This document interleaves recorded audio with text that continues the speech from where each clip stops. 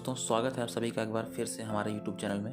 दोस्तों, आप में से शायद ही कोई होगा जो इस बात से अनजान होगा कि वर्तमान समय में रूस और यूक्रेन के बीच क्या हालात हैं। लेकिन इन हालातों का जिम्मेदार वास्तव में कौन है और वो बड़ी वजह क्या है जिसके कारण हालात इतने गंभीर हो चुके हैं कि आज परमाणु युद्ध की नौबत आन पड़ी है।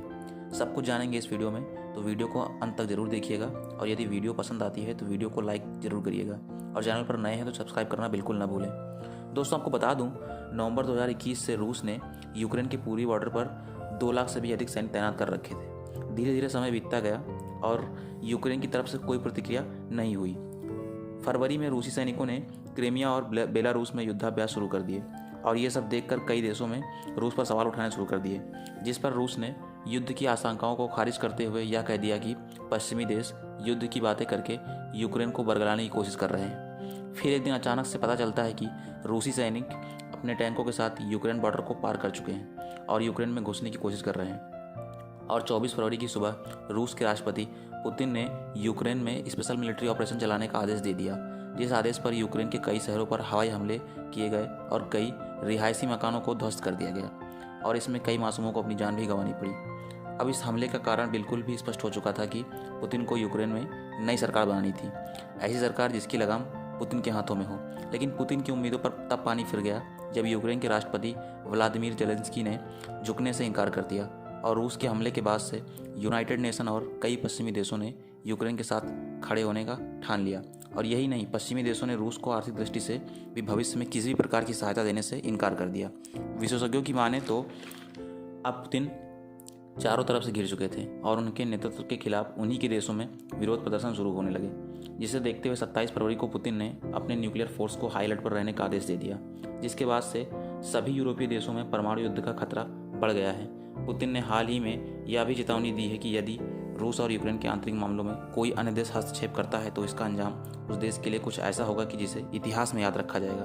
और कहीं ना कहीं इस चेतावनी का संबंध नेटो से ही माना जा रहा है। यही कारण है कि कोई भी देश यूक्रेन की मदद के लिए सैन्य बल भेजने से कतरा रहा है। दोस्तों, युद्ध किसी भी समस्या का हल नहीं होता है।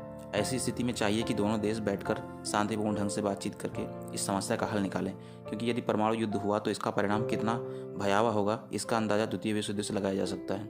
इन दोनों ही देशों के बीच स्थितियां डेली बिगड़ती ही जा रही हैं। इस बात का अंदाजा आप इन फोटोज़ और वीडियो को देखकर लगा सकते हैं कि स्थिति कितनी भयावह है।